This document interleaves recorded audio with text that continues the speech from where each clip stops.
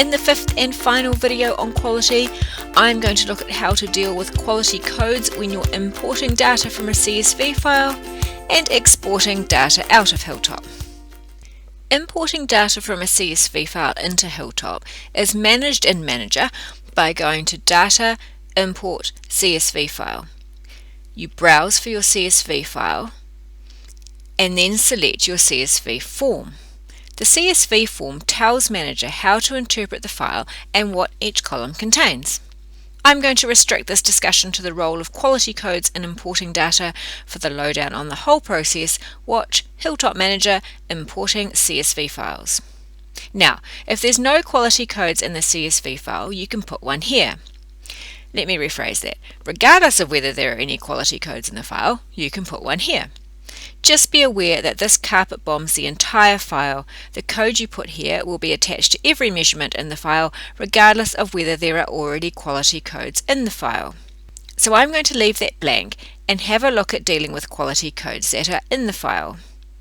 Did you know that you can click here to open the CSV form in the editor so you can easily make last-minute changes?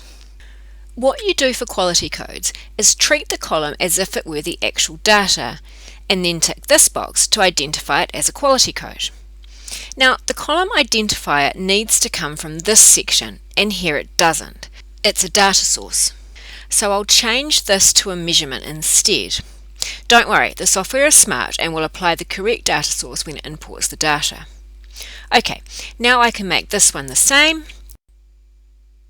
Tick the box, click Apply, and you can see that I've now defined these as quality codes for these measurements. That deals with getting data into Hilltop. Now let's look at getting it out.